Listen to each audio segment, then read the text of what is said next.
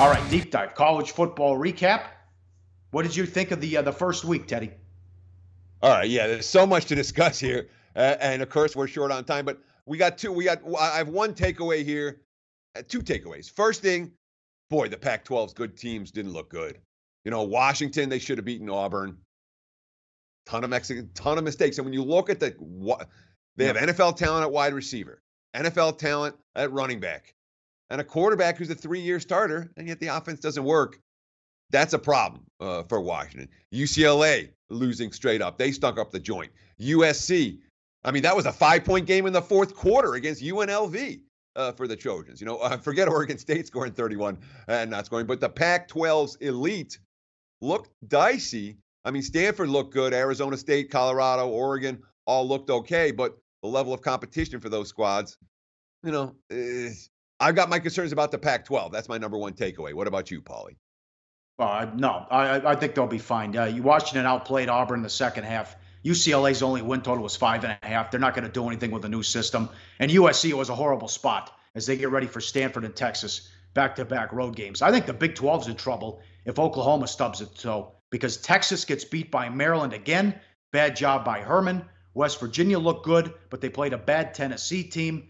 So we'll see if Oklahoma, and TCU didn't play anybody, but we'll see if Oklahoma could be the only strong candidate for the Big 12 because they don't play a lot of tough.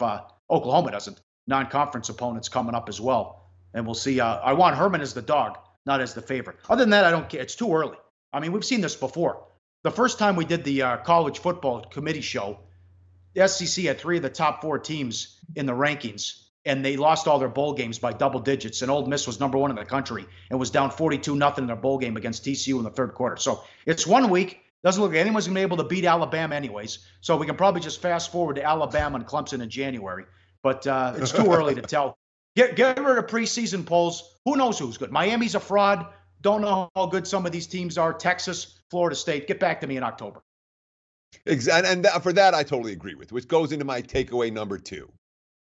Every coach is under too much heat, except for Saban, Meyer, Swinney, and Kirby. You know, and remember, the only reason Meyer saved his job is because he won. If Meyer had Harbaugh's record, he'd be out in Ohio State right now. All right, Dabo, they tried to run Swinney out of town for 3 years at Clemson before they were like, okay, he's okay. Now he's up for titles. Kirby hasn't been there long in Georgia. I'm sure they'll want him gone sooner or later.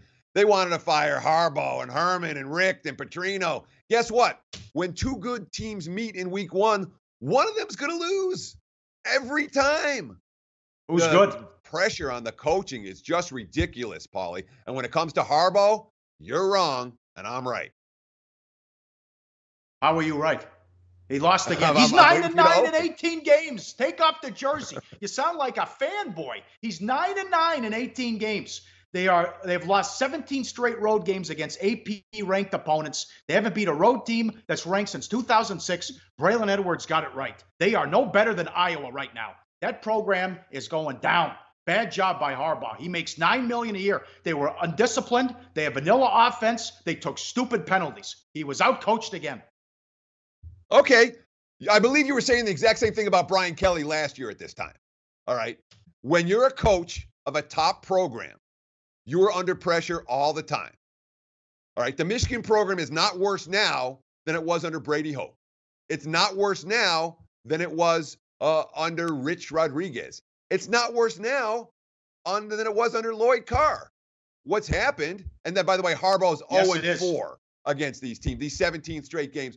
Harbaugh's 0-4 in those games. So don't count the 13 before he got there. And one of those games was the Ohio State game where A, they covered, B, they should have won, and the rest stole. Oh, here we go. So, yeah. But, how about he's 2-7? How about he's 2-7 against Michigan State, Ohio State, and in bowl games? And the one win was against 3-9 Sparty.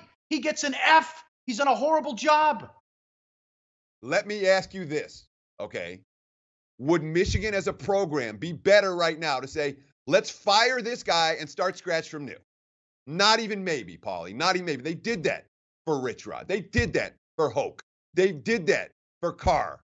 Harbaugh's a Michigan man. He's fielded excellent teams. They haven't won all the big games. They haven't won any big games. But to say change for change's sake, that's the way to go. Oh, he stinks. No. So he's lost some close games. He lost another close one on Saturday. As a Michigan alumni, I'm no fan. And frankly, I could care less from a fan standpoint.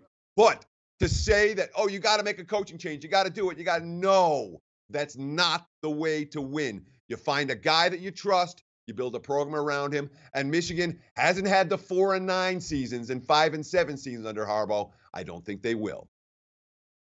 I would hope not. He's got NFL players. I mean, Christ.